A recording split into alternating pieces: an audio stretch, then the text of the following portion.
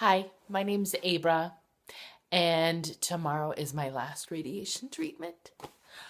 Um, Gosh, I'm at home now just sort of recording this to let you guys know what I've been through.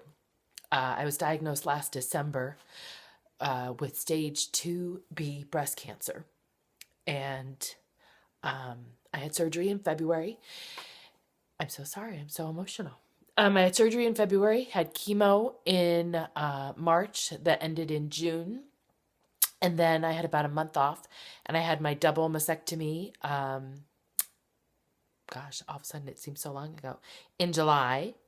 And then at the end of August, I started radiation and I had 24 treatments, and tomorrow's my 25th treatment. And then after tomorrow, my daily appointments are over. And I start sort of like the new normal, whatever that's going to be. I'm sorry, I didn't think I'd be so emotional.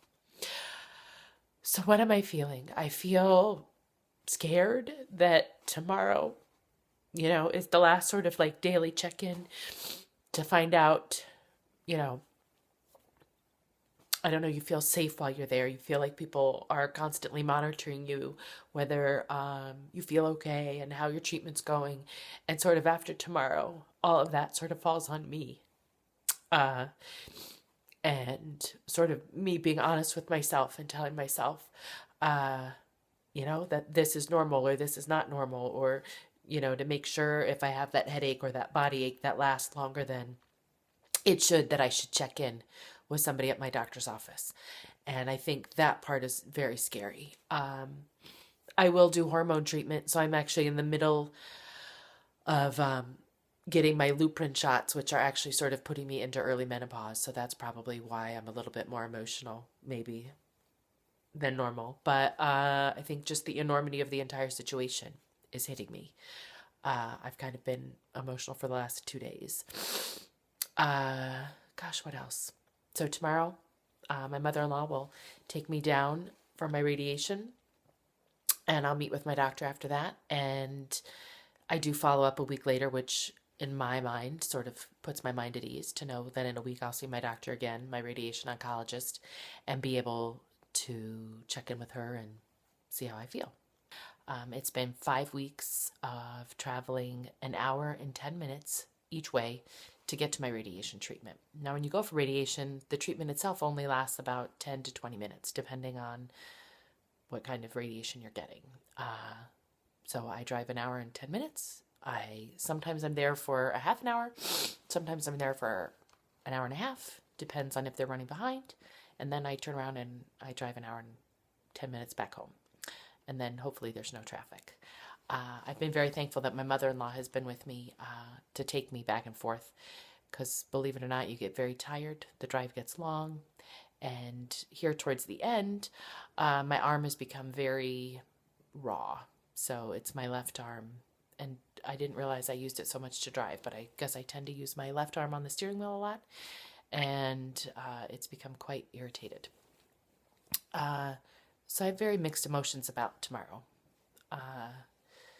For the last 10 months, I got diagnosed in December. So for the last 10 months, I've been monitored practically daily, it seems.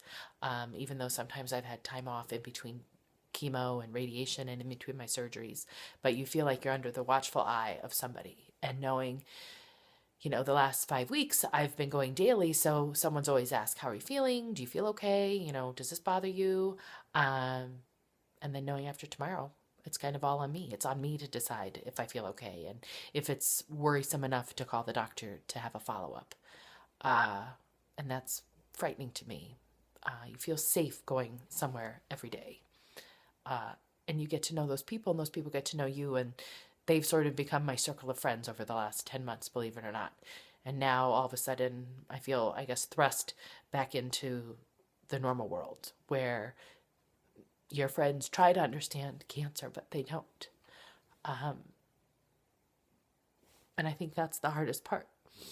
Everybody else is celebrating that you're finished and that you've had your last radiation treatment, but they don't see the burnt skin or the skin peeling off or the cream you have to wear or the care you have to take just to make sure it stays clean and healthy. And they don't know that, you can't get up and do all the things you normally would do. They just see you when you put on that face when you go pick up at school, and they're like, how are you? And you're like, I'm fine, I'm feeling good. When you really want to say, my arm hurts and I feel crappy. um, so I think having to sort of, they're like, oh, it's gone by so quickly. And I'm like, well, not really quickly when you have to live it day in and day out. Has the year passed fast? Absolutely. But I think, what is it they say? The days are long, but the years are short. So yes, my days have been long at times. And then sometimes I wake up and I'm like, wow, it's already September. Like, how did that happen? Or October. I will do hormone therapy because my tumor was estrogen positive, and I opted to put my ovaries into early menopause with a Lupin shot. So you take 3 of those, and they have to be 3 months apart. So I took my second one a week and a half ago, and then in October I'll take my third one, and then I'll go on a pill that I'll take daily for the next 5 to 10 years that will hopefully inhibit the estrogen from making the cancer cells, or sticking to the cancer cells and making it, however that works. So in some crazy way, I feel relieved, I guess, that at least I have that insurance, if you will, against that stuff for the next years, that I'll have to be checking in with my oncologist, as opposed to just sort of being like, all right, you're all done, on your way. But the good news is I have to go back in a week. So a week from Monday, I'll go back for a skin follow-up check with my radiation oncologist. So that, I don't know, makes me feel good. I get to check in with my friends again. And, it's funny. I feel so close to the people that I see every day for radiation, both in the treatment room and then in the waiting room.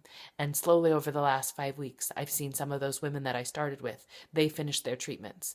And some people want to talk in the waiting room and some people don't. And I've met this one woman for the last 2 weeks that I've seen. And so tomorrow I'll be finishing. And she goes, I don't know who I'm going to talk to when you leave, because I have another 3 weeks and you'll be gone. So I hope somebody nice comes along in the waiting room and wants to talk to her too. She's a wonderful woman. So I'm excited. I'm scared. I'm thankful. And I just hope soon that there's even better care and more treatment than there is today. But I know that it's come a long, long way from when my grandmother had breast cancer. So I'm thankful for technology and medicine, and I'll see you in the morning.